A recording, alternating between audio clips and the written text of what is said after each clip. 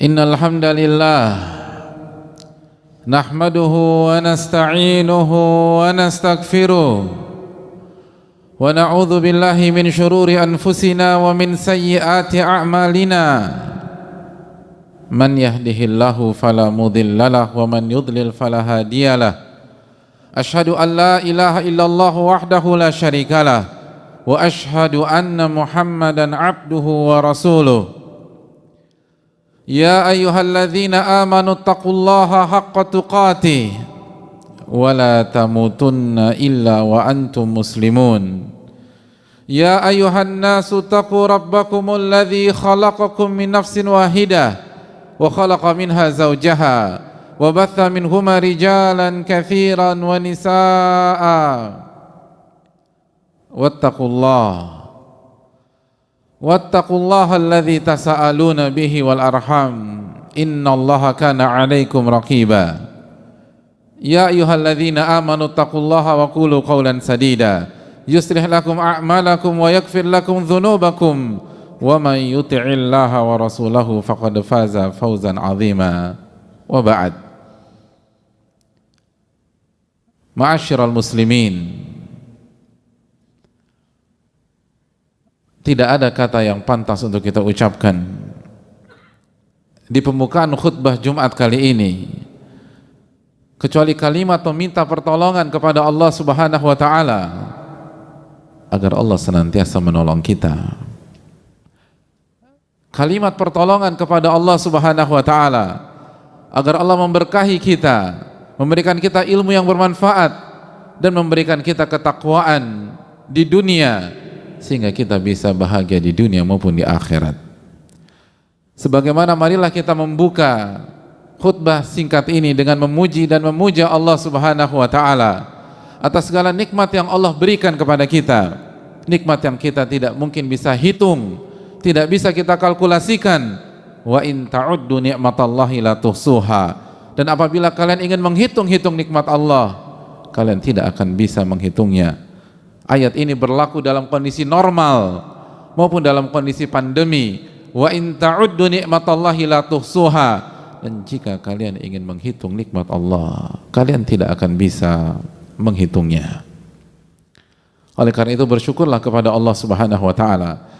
Karena bagi yang bersyukur, dia akan mendapatkan janji Allah Subhanahu wa taala, la azidannakum, aku akan tambah nikmat tersebut.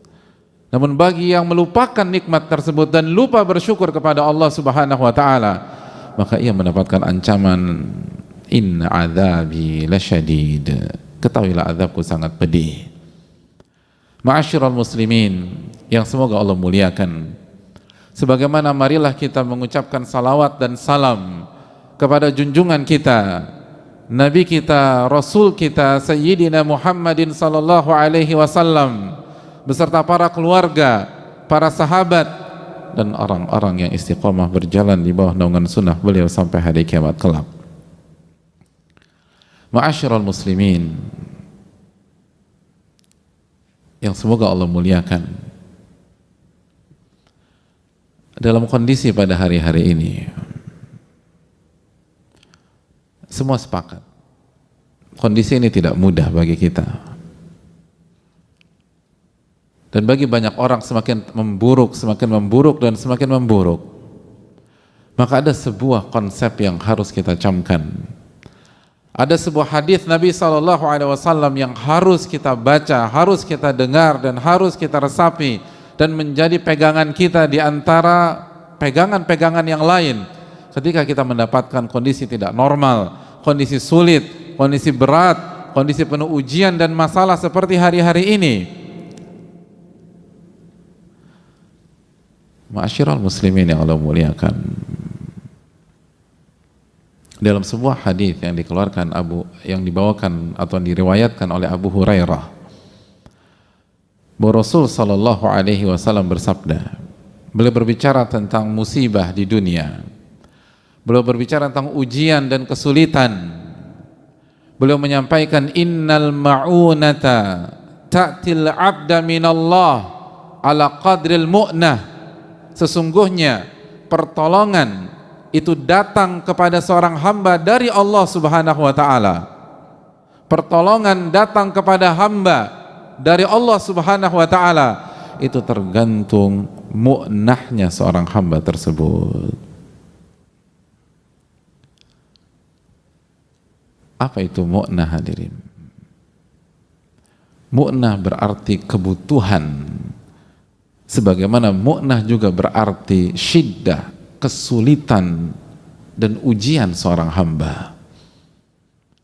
Nabi kita SAW ingin menjelaskan kepada kita bahwa pertolongan Allah akan berikan kepada kita, pertolongan Allah akan kirim kepada kita, pertolongan Allah akan kasih kepada kita sesuai dengan kebutuhan kita dan sesuai dengan kesulitan kita, sesuai dengan masalah-masalah hidup kita, sesuai dengan krisis yang kita hadapi. Innal ma'una ta'til abda minallahi ala qadril mu'nah. Sesungguhnya pertolongan itu Allah akan berikan kepada seorang hamba sesuai dengan kesulitan dan masalah yang sedang ia hadapi. Dalam riwayat yang lain, Nabi SAW mengatakan, tanzilul ma'unatu minas sama' ala qadril mu'nah. Pertolongan Allah akan turunkan dari langit kepada seorang hamba sesuai dengan tingkat kesulitan dan masalahnya. Oleh karena itu, ma'asyiral muslimin yang Allah muliakan, apabila masalah yang kita alami bisa kita deskripsikan dengan angka, lalu keluar angka 70%, maka pertolongan pasti 70%. Apabila masalah yang kita hadapi hari-hari ini 80%, maka pertolongan akan datang 80%. Pertolongan tidak akan datang 79,009% atau 79,9%, lalu 1% ketinggalan atau 0,1% ketinggalan. Karena itulah ma'asyiral muslimin yang Allah muliakan, ketika sedang terkena musibah, ketika terkena masalah dan ujian, maka kita harus benar-benar mencamkan bahwa ujian dan pertolongan berjalan paralel, ujian dan pertolongan berjalan bersamaan, bersama garis lurus. Tidak mungkin ujian meninggalkan pertolongan, tidak mungkin masalah meninggalkan pertolongan, karena Allah lah yang memberikan kita ujian, sebagaimana Allah juga yang memberikan kita pertolongan. Ma'asyiral muslimin yang Allah muliakan,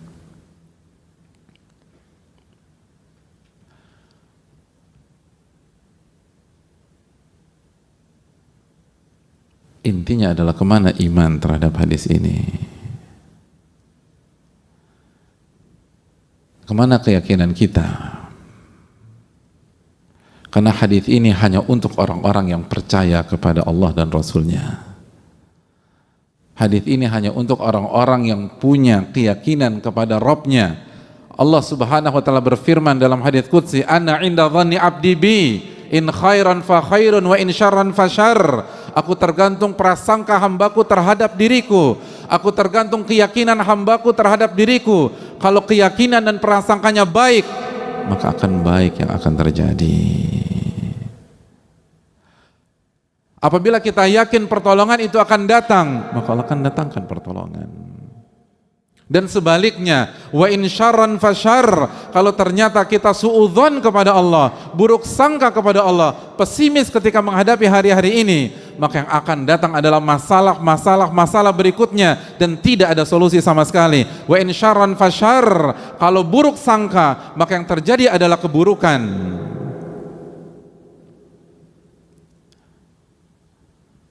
Ma'asyiral muslimin yang Allah muliakan, pertolongan itu datang sesuai dengan tingkat kesulitan. Tapi siapa yang mau kembali kepada Rabbul Alamin? Siapa yang bersegera sujud kepada Allah Subhanahu wa ta'ala? Siapa di antara kita yang yakin bahwa pertolongannya bukan di perusahaannya, bukan di makhluk A, bukan di makhluk B, bukan di manusia A, bukan di manusia C? Wa fis sama'i rizqukum wa ma tu'adun, dan di atas langitlah rizki kalian dan apa yang dijanjikan untuk kalian, kata Allah Subhanahu wa ta'ala. Siapa di antara kita yang ketika ada masalah langsung mengingat Rabbul Alamin? Begitu ada masalah, yang dia ingat adalah bukan masalahnya tapi pertolongan Allah Subhanahu wa ta'ala. Siapa di antara kita yang langsung mengambil air wudhu lalu sujud 2 rakaat karena dia yakin kepada firman Allah Subhanahu wa taala, wasta'inu bis sabri was shalah, minta pertolongan kepada Allah dengan sabar dan salat.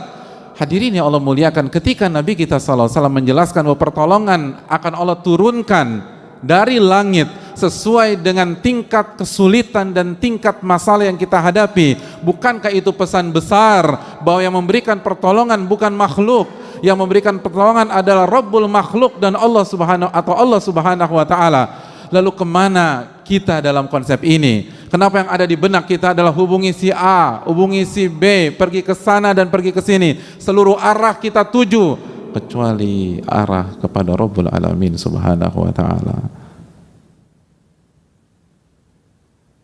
Buktinya tidak ada kekhusyuan di dalam salat kita.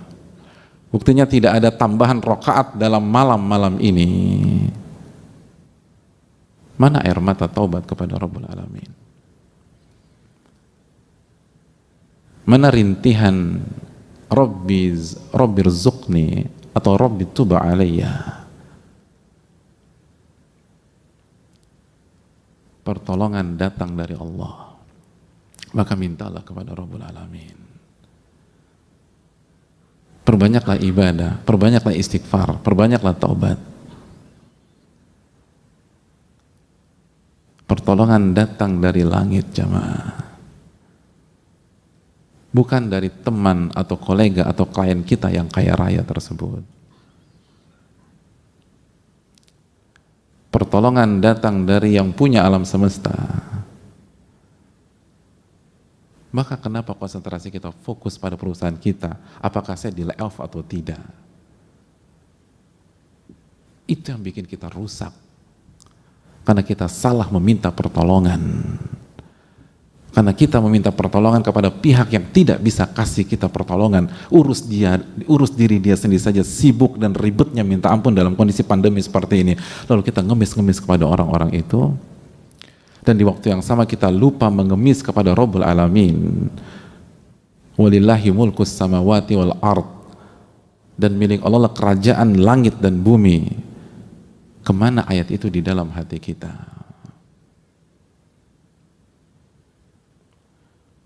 Hadirin yang Allah muliakan, hidup dan ujian tidak bisa dipisahkan.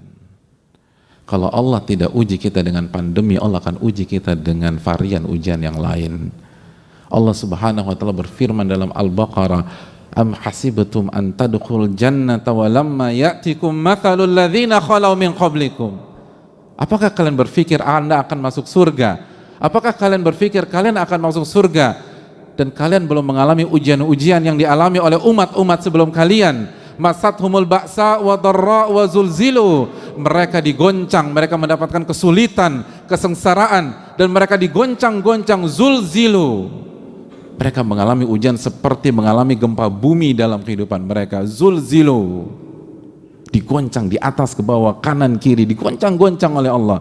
Sampai Rasul pada saat itu dan orang-orang beriman bertanya kepada diri mereka, mata nasrullah, kapan pertolongan Allah itu datang? Lalu Allah merespon, Allah inna nasrallahi qarib. Ketahuilah pertolongan Allah itu dekat. Pertolongan Allah itu dekat. Namun kita terburu-buru. Nabi SAW mengatakan, walakinnakum qaumun tasta'jilun. Oh, kama qala. Nabi SAW bersabda, tapi kalian adalah kaum yang selalu ingin terburu-buru. Ibadah nggak ditingkatkan, tapi ingin keluar dari masalah tersebut. Para ulama mengatakan, Anda ingin sukses, tapi Anda tidak melewati dan menapaki jalan kesuksesan.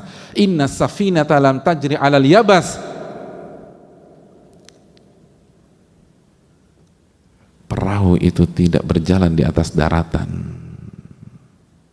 Pertolongan datang dari Allah.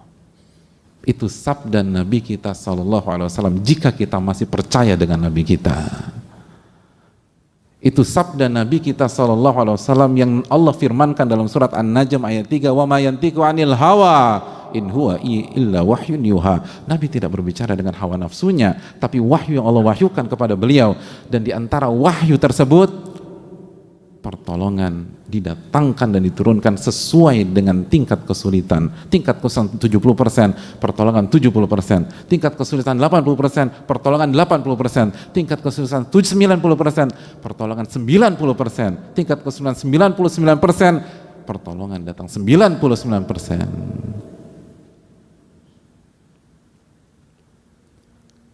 Fa'tabiru ya ulil albab. Maka ambil pelajaran bagi orang-orang yang mampu berpikir jernih. Aqulu qouli hadza wa astaghfirullah li wa lakum.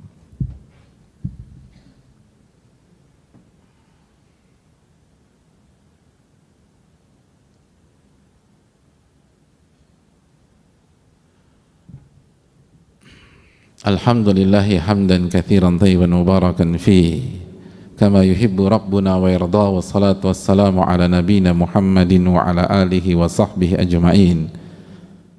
Ma'asyiral muslimin yang Allah muliakan, hadis di atas belum selesai, hadis di atas belum berakhir,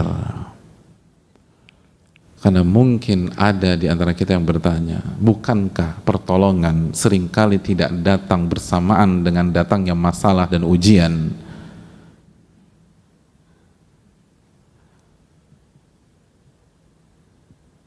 Dan itu yang saya alami sendiri. Ma'asyiral muslimin, Nabi SAW melanjutkan hadisnya dengan mengatakan, wa anna sabra ya'til abda ala qadril musibah. Dan kesabaran Allah datangkan kepada seorang hamba sesuai dengan beratnya musibah. Betul, masalah datang di bulan Januari misalnya, atau di bulan Februari, atau di bulan Maret, lalu sampai sekarang pertolongan yang clear itu belum terlihat, tapi Allah memberikan solusi, Allah berikan kesabaran yang membuat kita bisa menjalani hari-hari berat tersebut sampai benar-benar semuanya diselesaikan oleh Allah Subhanahu wa Ta'ala. Dan kesabaran yang Allah berikan sesuai dengan beratnya musibah yang kita rasakan, kesabaran yang Allah berikan sesuai dengan rasa sakit yang kita rasakan, kesabaran yang Allah berikan sesuai dengan kekuatan yang kita butuhkan. Wa anna sabara ya'til abda ala qadril musibah. Sabar akan didatangkan kepada hamba sesuai dengan beratnya musibah. Ini menunjukkan bahwa tidak ada alasan dan tidak ada pintu masuk untuk pesimistis.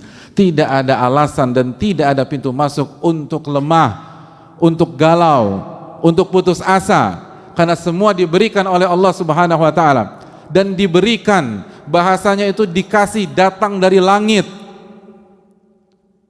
Maka tidak ada alasan untuk tidak pede dengan diri kita sendiri. Tidak ada alasan mengatakan saya nggak mampu, saya nggak sanggup. Betul, siapa yang sanggup di antara kita? Sedangkan Allah berfirman dalam surat An-Nisa ayat 28, wa khuliqal insanu dha'ifa. Manusia diciptakan dalam kondisi lemah. Tapi yang perlu kita ingat, ini diberikan oleh Allah Subhanahu wa Ta'ala. Ini bukan tentang kekuatan kita, tapi pertolongan yang Allah diberikan kepada kita. Ini bukan tentang kemampuan sabar yang lahir dari dalam diri kita semata, tapi kemampuan sabar yang Allah berikan kepada kita. Maka tidak ada alasan membuka pintu kepada syaitan sehingga syaitan melemahkan kita, merasa kita lemah, merasa kita down, merasa kita nggak mampu menghadapi ini semua. Karena ini bukan tentang kemampuan kita. Kita memang lemah, itu sudah confirm dari Allah Subhanahu wa Ta'ala. Tapi kita dikasih kekuatan untuk sabar dari Allah Subhanahu wa Ta'ala. Dan Allah nggak mungkin bohong, Allah nggak mungkin keliru, Allah tidak mungkin mempermainkan kita. Alif Lam Mim, dzalikal kitabul la raiba fihi hudal lil muttaqin. Alif Lam Mim, kitab ini tidak ada keraguan, tidak ada keraguan sama sekali. Yang disampaikan adalah hak, tidak boleh diragukan dan tidak ada keraguan sama sekali. Sebagai petunjuk bagi orang-orang yang bertakwa. Dan Allah menyatakan demikian. Allah menyatakan demikian, bahwa kesabaran akan didatangkan sesuai dengan beratnya musibah. Artinya tidak ada alasan untuk pesimis seberat apapun masalah yang kita hadapi.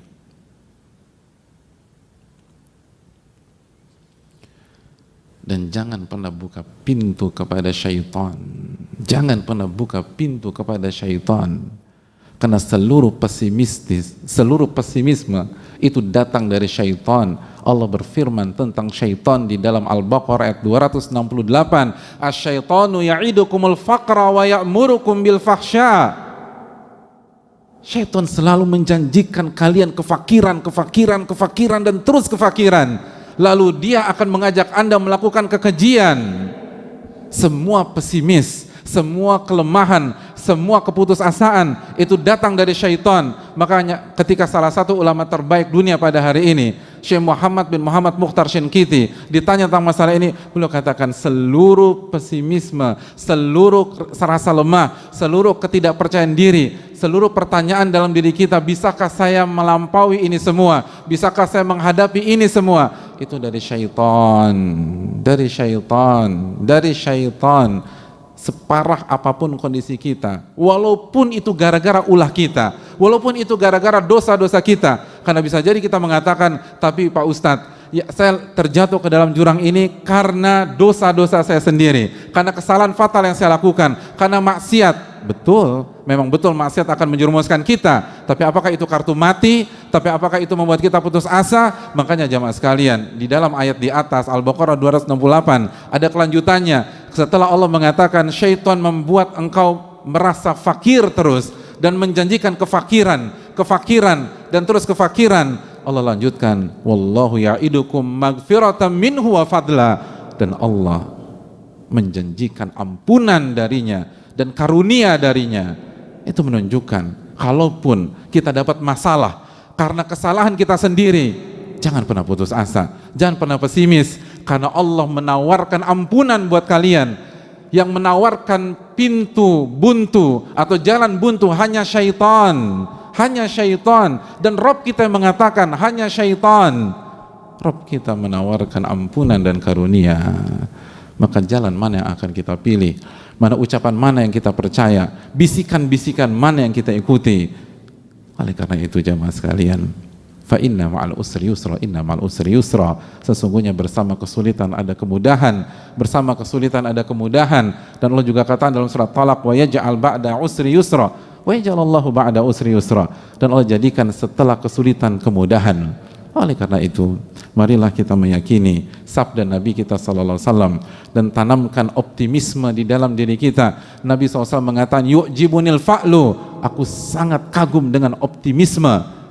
Umat Rasul SAW adalah umat yang penuh rasa optimis, karena nabinya senang dengan optimisme. Dan beratnya ujian bukankah tanda cintanya Allah kepada kita?